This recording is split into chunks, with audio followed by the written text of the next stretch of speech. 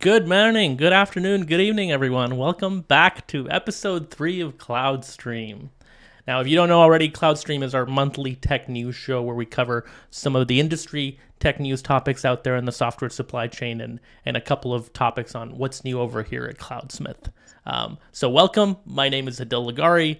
I lead up the solution architecture team here at Cloudsmith, and I'm joined by my wonderful, wonderful co-host, Kira Carey.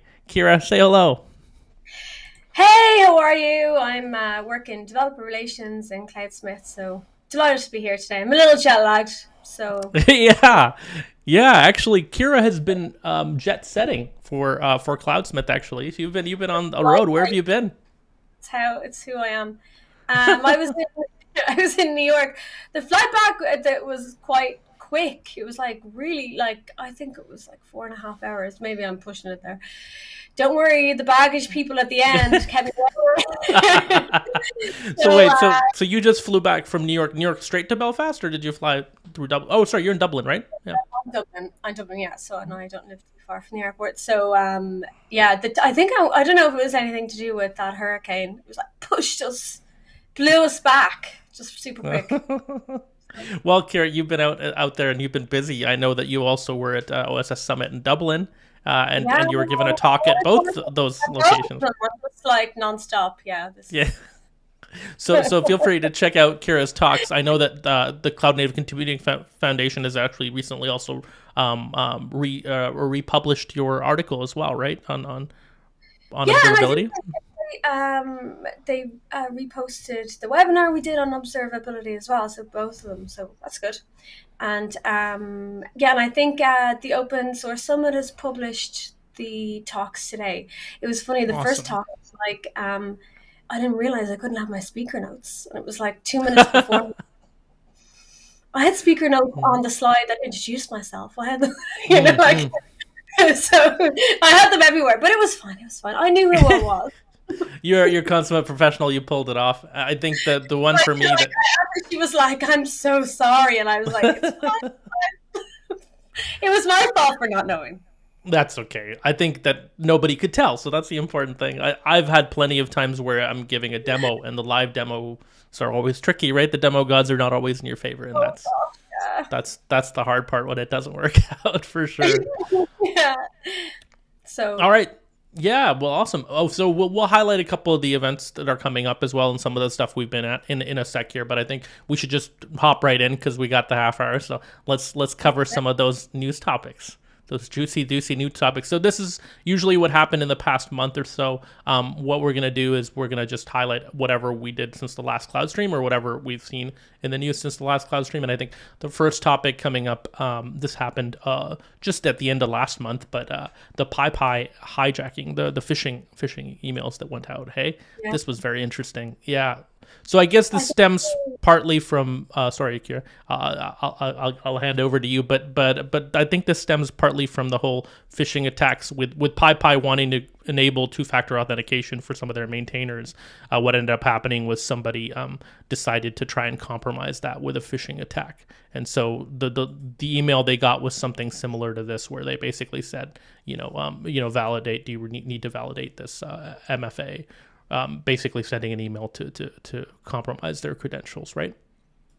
Yeah, and it was it would be hard not to think that it was valid. Like it was targeted at these maintainers, and they knew they were expecting an email around 2FA, and it made a lot of sense. So I don't judge anybody that thought it was real.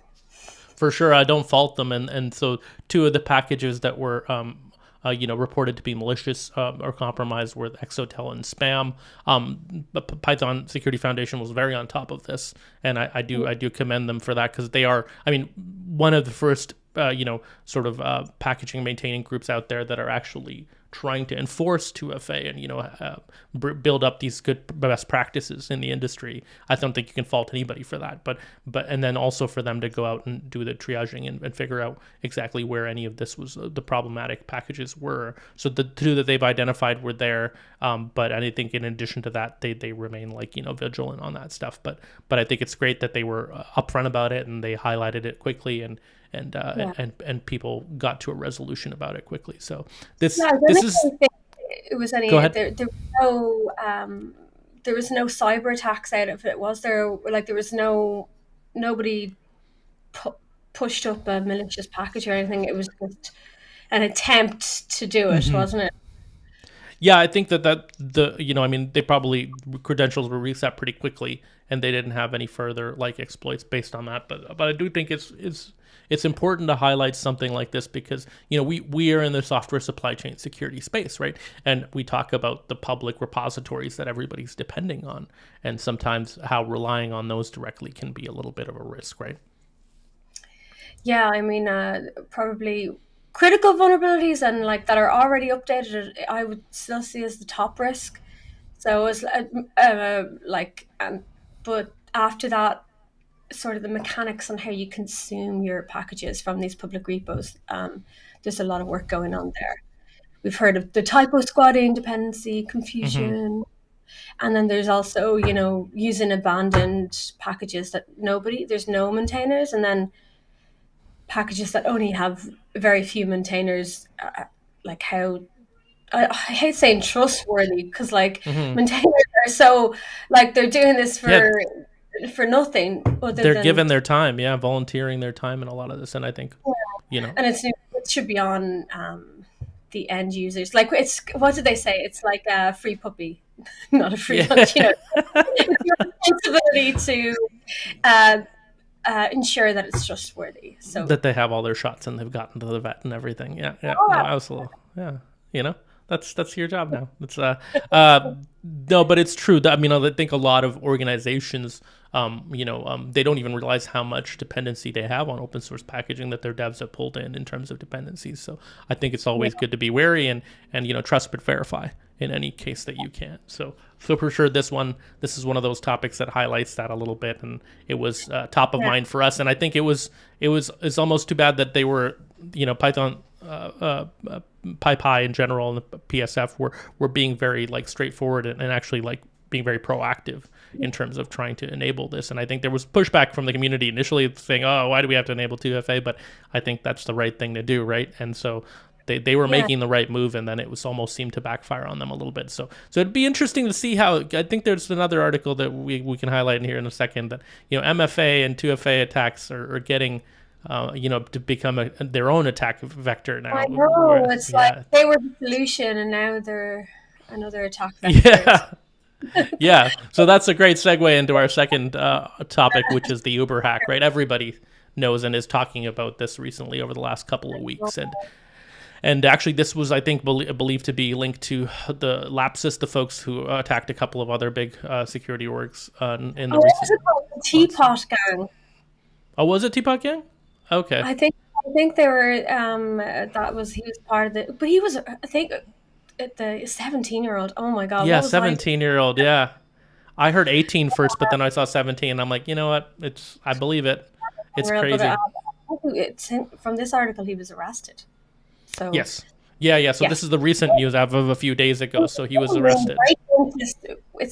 I suppose it's akin to robbing. Is that what they're?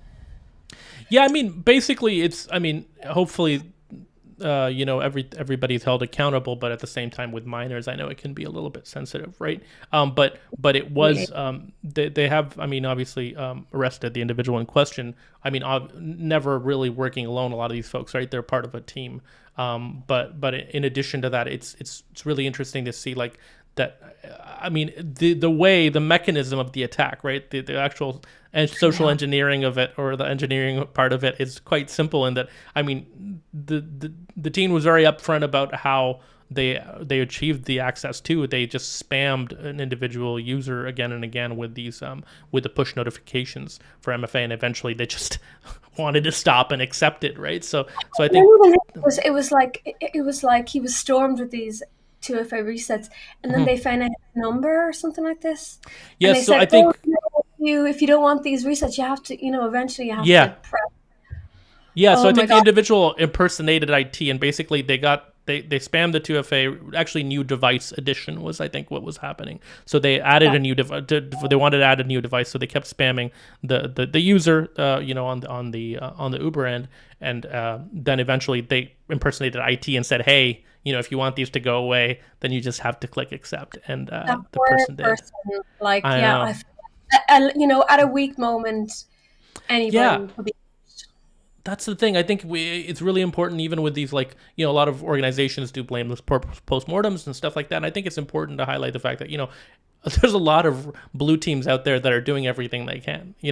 And I think that we need to operate from a space of more hug ops for the people instead of everybody jumping on the bash Uber bandwagon or bash whoever got security, had a vulnerability that time. I think we owe it to our colleagues in this space to be responsible and understand or have empathy when people when bad things happen. But I think Uber was relatively upfront about it. They weren't initially as quick as people thought, and I think it was funny because the individual who compromised actually was able to post in Slack, because they had Slack credentials, and they were God. able to post that that Engineers were like slagging him off initially, and then they yeah, dawned on them that, like, actually this was genuine.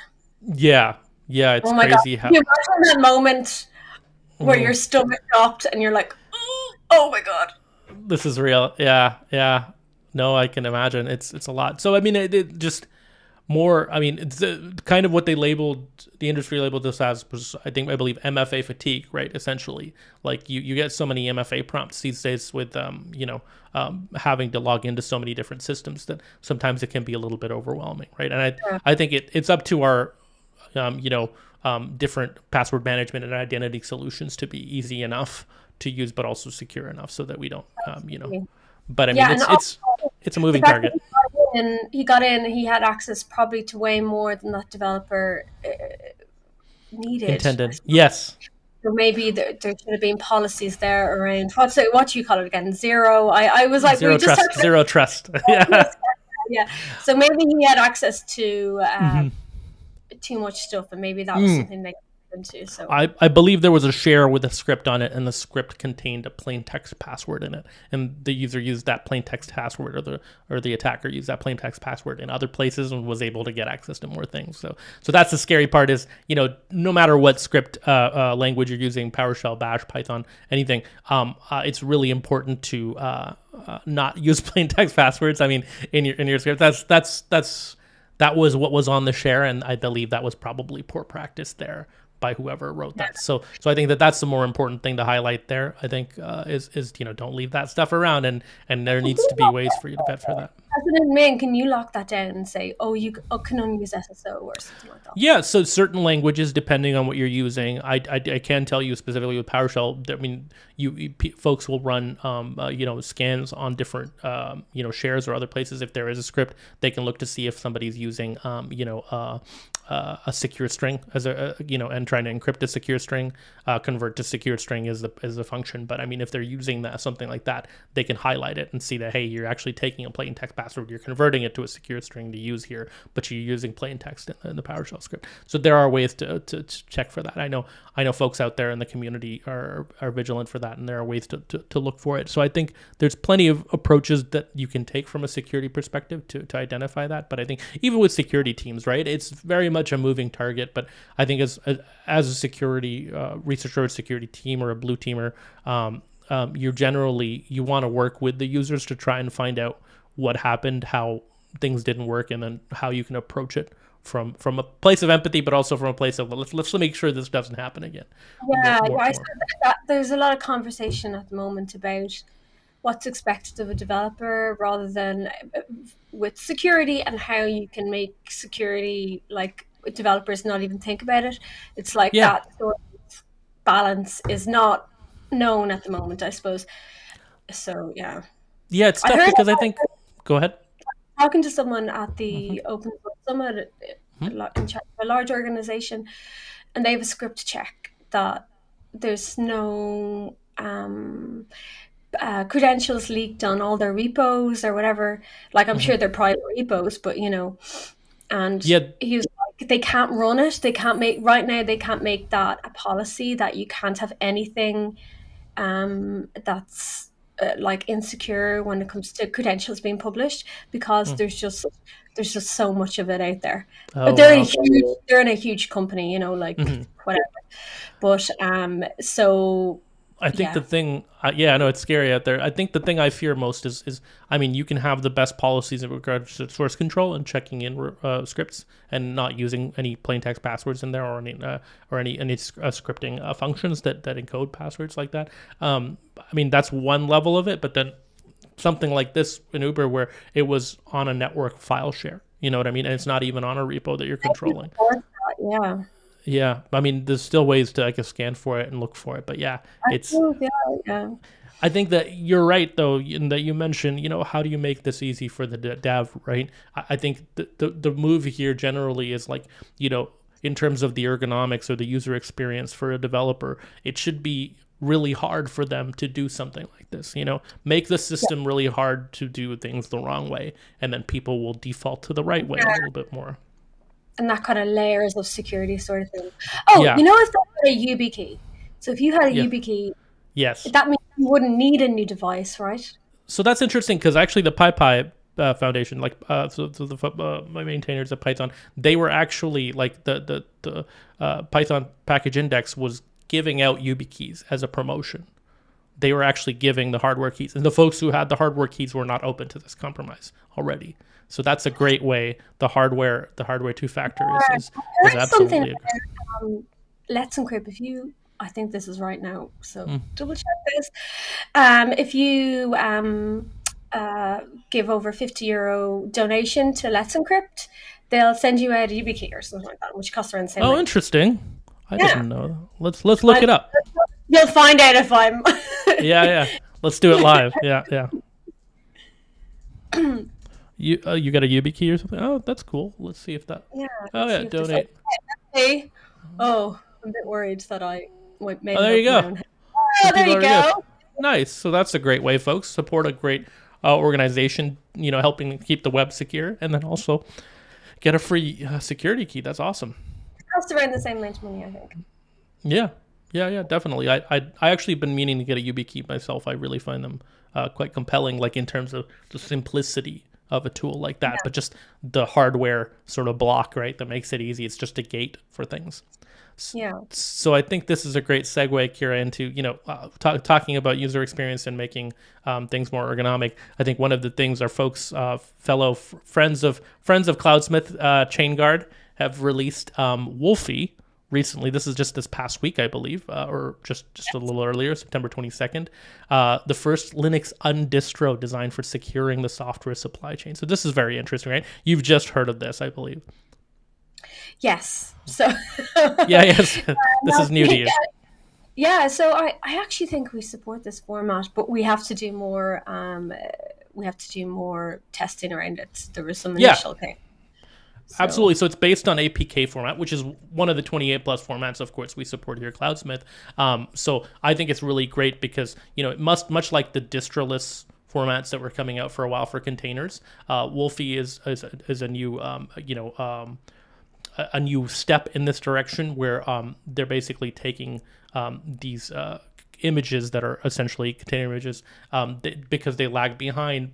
They're essentially using APK packages or their own modified version of APK packages to create this undistro, which is essentially you don't have many of the normal things that you have in a container, right? You don't have a package manager, you don't have any of the extra stuff. So they basically slim it down to be absolutely minimal. And obviously at the same time, to that same end, they're reducing the attack surface, right? So as of right now, ChainGuard, according to the graphs they have, and I tend to believe them because they are up, out there, working hard on this. So you can see in terms of your average CV counts per image, something like a Go or a PHP or an Nginx has quite a bit of CVEs as reported by a tool like,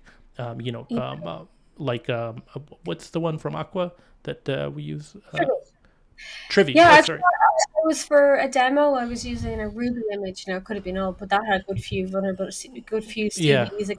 So Yeah, so this is based on Gripe, Sneak, and Trivi, but you can see the amount of vulnerabilities, and in your demo that you've done on the observability stuff and the other webinars here, you've seen the amount of vulnerabilities that are contained in these images. So you can see comparatively the chain guard images are quite low, and that's essentially because they're quite new, and I believe they build from source every nightly, right? So they're staying on the bleeding edge of this, and they're verifying and testing their images.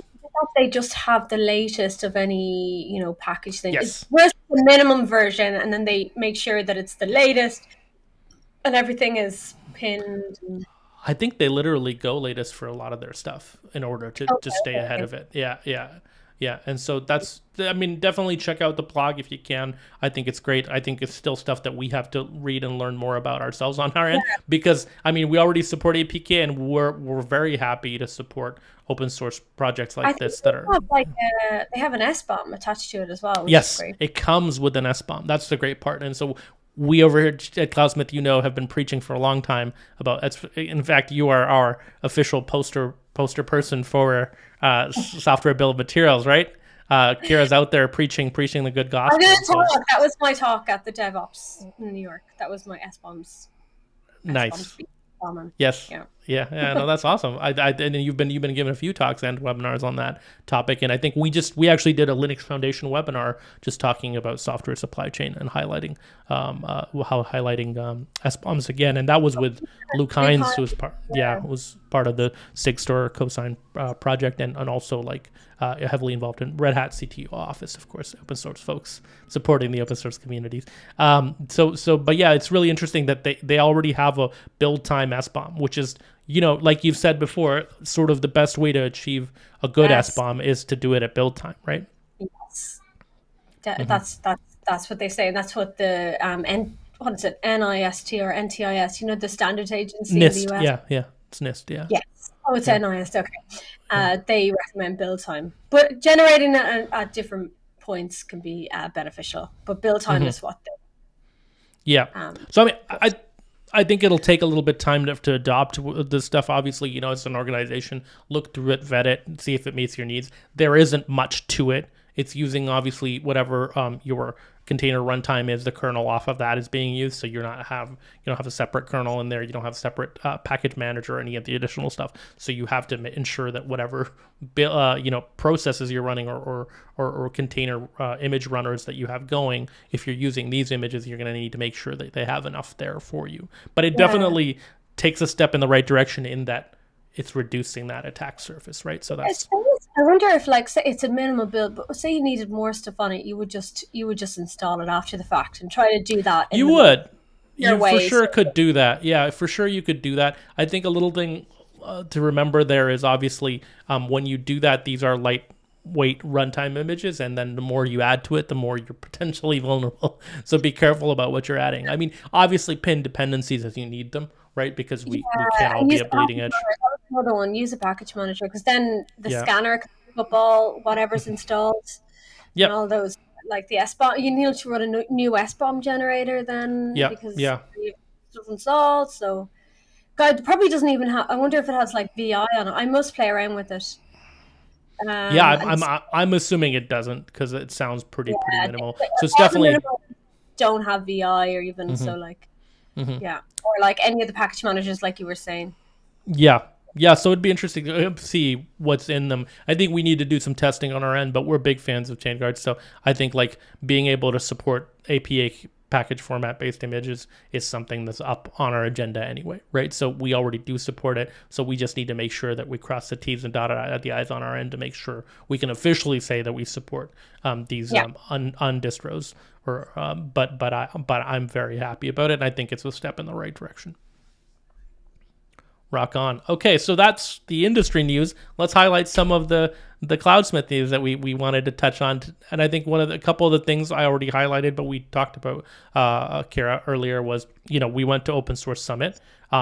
Kara gave a wonderful talk there, so feel free to check that out. I think is it on YouTube yet? Or I think I saw a post today about it publishing all the talks. So I haven't checked it out yet, but I'll see myself and I'll be like, oh no, that's when the penny dropped when I knew I couldn't be myself. I'm sure you did a great. I'm sure you did a great job. I wish I could have been there. It sounds really fun. I know we had Yeah, an event there too at Cloudsmith had an after hours event as well there, and that was well it was attended. actually really good. And Hillary did a great job of organizing us and making us do the right thing. So And this was your hometown, right, of Dublin?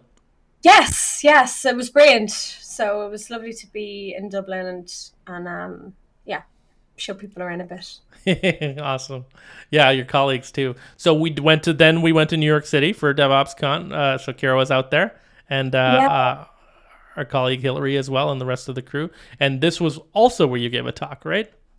yeah. So I did one on S bombs, and yeah, it went really well. Hillary, they weren't recording it, but Hillary, our events, she's probably listening right now.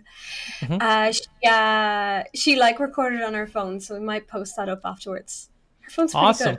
We'll see. Yeah, we'll edit it down on YouTube and we'll get it out there. I'd love to watch it. Yeah. I'm sure you did an amazing job. So, but I mean, if you were out in New York City in DevOpsCon, then you got the chance to watch it live. So very cool. One thing that so obviously we had the webinar with Linux Foundation that we mentioned with Luke Hines. Feel free to check out the recording of that. Just register or go to our. This is all available at cloudsmith.com/blog. By the way, you can check it out there. And then lastly, we should highlight in terms of events anyway that we are headed to KubeCon, right? So we're headed to Detroit on October 24th to 28th. So that'll be exciting for I'll be the there for probably. I'm not traveling anymore, so yeah, same. I won't be there, but I mean the rest of the team will for sure, and I think Dan, our good colleague Devrel Dan, will be there. So I'm excited to see.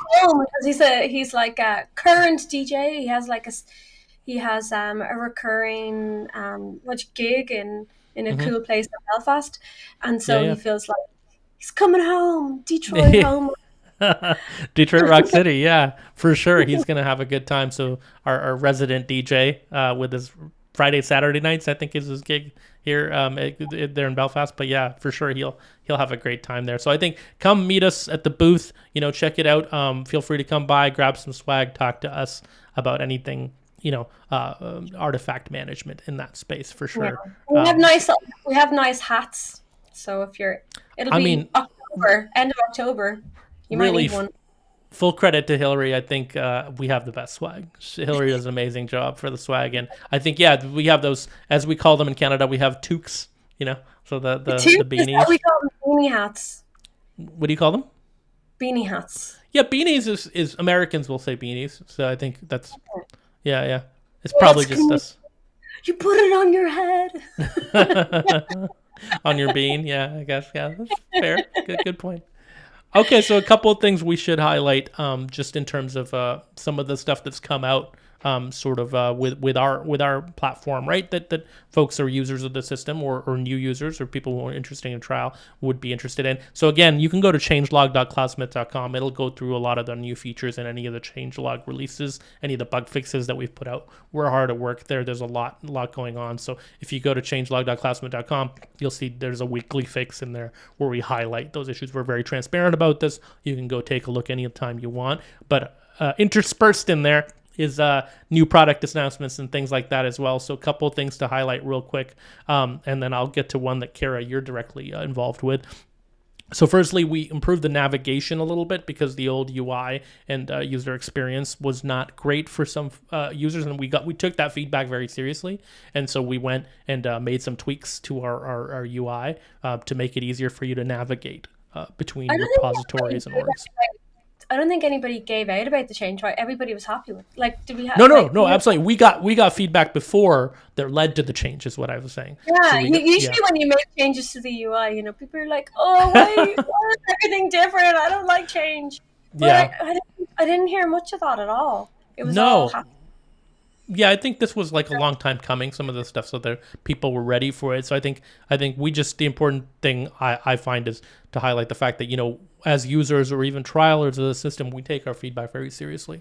So whenever you have it, please send it up. Our team over at, especially involved in product. I know our VP of product, Allison, is very active. So kudos to Allison because she really gets out there and captures all that stuff in our internal tool of choice, and then we'll go back to engineering and work through with design folks and everything to make sure that things look the way they do.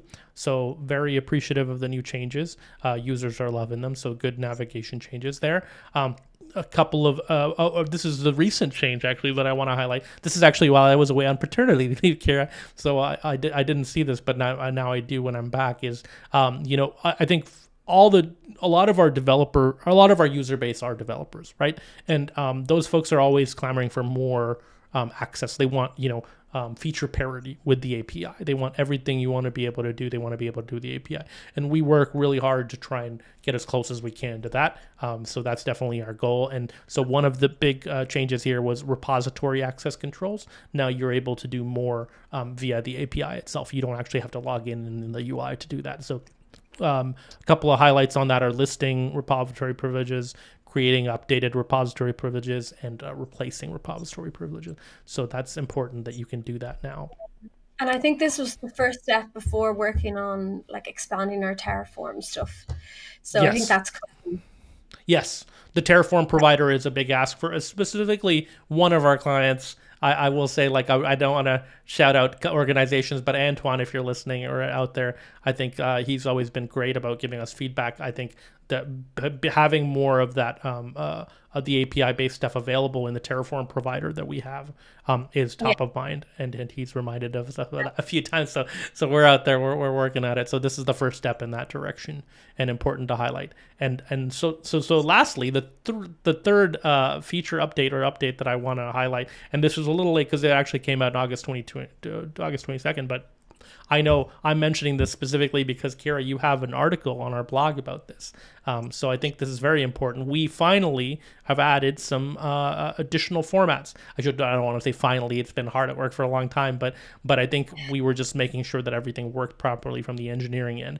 But we've now, before we only supported Docker vulnerability scanning using some of the stuff that we've highlighted like Trivy, and so specifically here we've added some additional package formats to that have that vulnerability scanning, right?